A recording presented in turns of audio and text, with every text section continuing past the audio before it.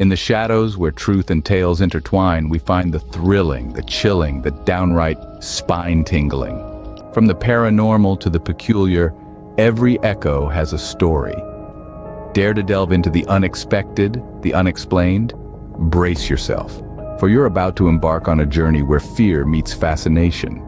Stay tuned if you dare, for stories that will make your heart race and your mind ponder. Welcome to the realm of the eerie, the realm of the unknown. And remember, like and subscribe, if you dare. Have you ever wondered what secrets a beggar might hold? In the year of 1849, the hamlet of Polomia, nestled within the embrace of dense pine forests of modern-day Poland, held a beggar with a secret darker than the deepest shadows of the woods. The villagers of Polomia, in spite of their poverty, were a generous lot. Among them, a beggar named Swiatek found his home, living off the alms bestowed by the kind-hearted inhabitants. Swiatek was no ordinary beggar. He was a figure of respect, venerable and adorned with a long white beard that bore the weight of many winters. He wasn't just known for his age or his poverty, but for the company he kept. Among the villagers there was a young orphan girl, the apple of Swiatek's eye.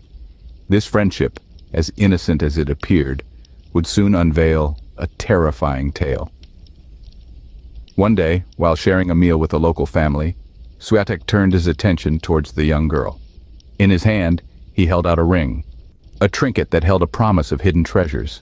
He instructed her to venture alone into the churchyard, to a specific pine tree, and recite an incantation. A treasure hunt, he promised her, where she would find more jewels than she could imagine.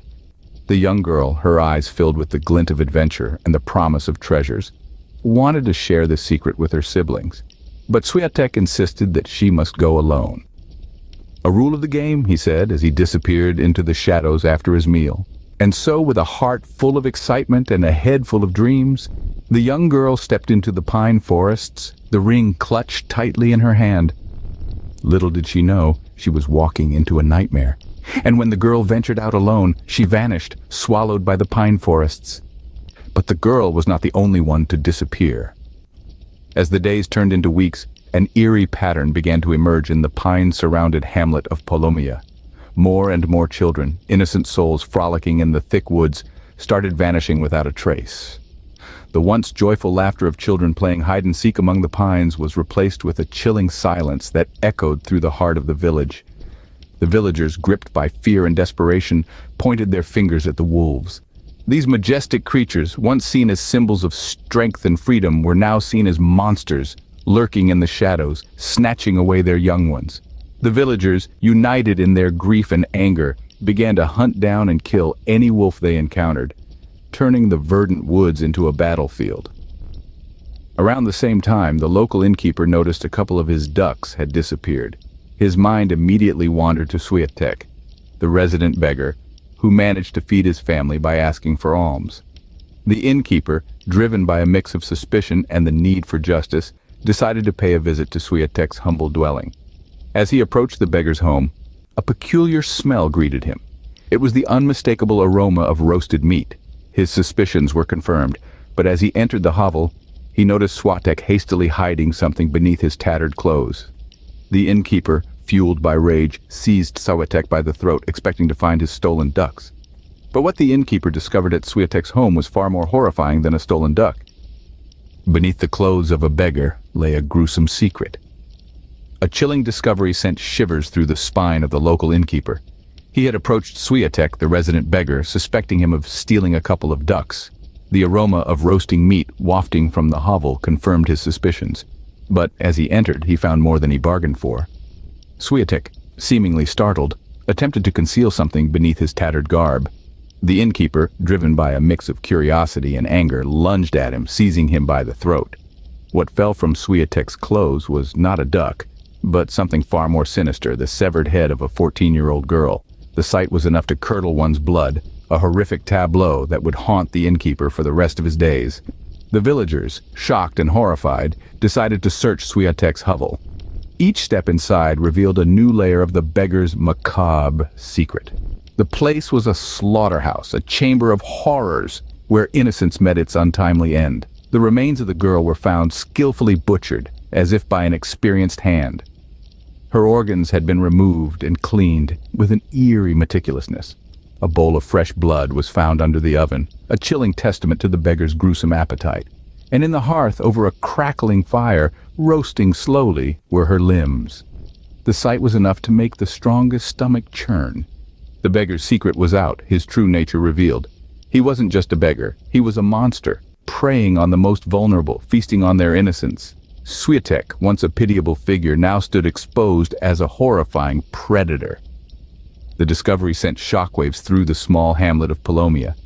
The beggar, who they had fed and cared for, had been feeding on them instead. The truth was out, and it was more terrifying than any wolf lurking in the pine forests. Swiatek the beggar was not what he seemed. In the face of evidence, the truth slowly unraveled. The beggar Swiatek, once seen as a harmless presence, was now the focus of a horrifying revelation. As the innkeeper stood amidst the gruesome tableau, Swiatek's secret was laid bare.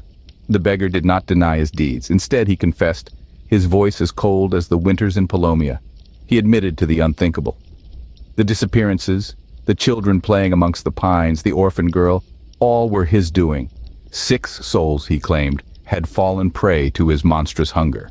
But the villagers suspected the true count was much higher. Each missing child, each unexplained absence cast in a new chilling light. He spoke of a catastrophic fire years past at a local tavern. The blaze had claimed several lives, and in the aftermath, Swiatek had found himself partaking of the charred remains.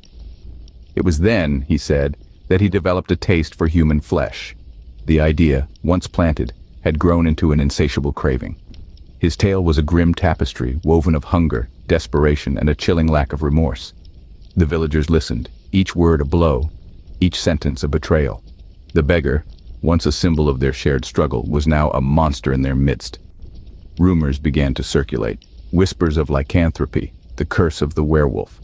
The villagers wondered if Swiatek's taste for human flesh was more than just a product of desperation. Was he a man-turned-beast driven by an ancient curse? The pieces seemed to fit, the disappearances, the wolves, but the truth remained elusive. The curtain fell on Swiatek's grim tale before all the answers could be found. His cell, once a place of punishment, became his final refuge. He was found hanging, his lifeless body a grim testament to the horrors he had confessed. The villagers were left with only questions, their suspicions unconfirmed, their fears unabated. But before the truth could truly be uncovered, Swiatek was found hanging in his prison cell. The tale of the beggar of Polomia was over, but its echoes would linger, a chilling reminder of the monster that once walked among them. The tale of Swiatek, the beggar of Polomia, lives on. With his gruesome confession and subsequent death, the small hamlet was left in a state of terror. The villagers' relief at the end of the mysterious disappearances was tainted by the chilling revelation of their cause.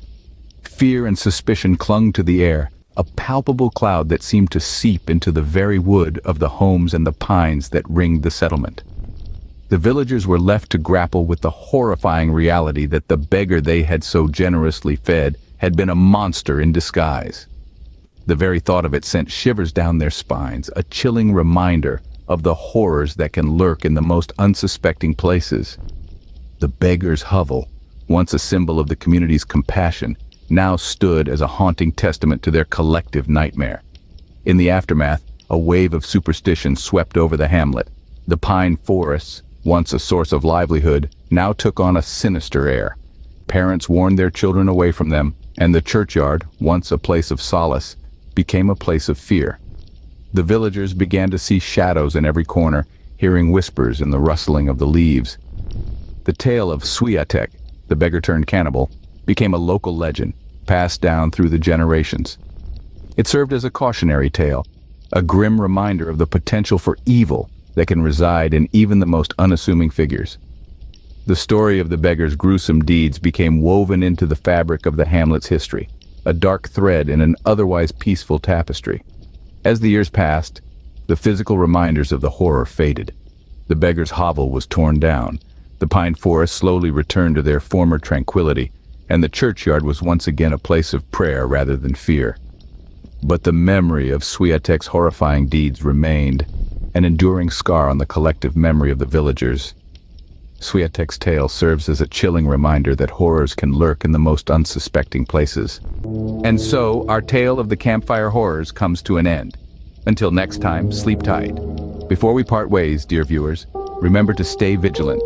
The Campfire Horrors may have been extinguished for now, but the embers of the unknown always remain. As you lay down to sleep tonight, don't forget the lessons from our tale. Safety is but a fleeting moment in a world of unseen. So, if you've enjoyed this journey into the abyss, don't forget to ring that bell and smash that like button. Do it before the thing under your bed decides to pay you a visit. Oh, and keep those night lights on. You never know what might be lurking in the dark.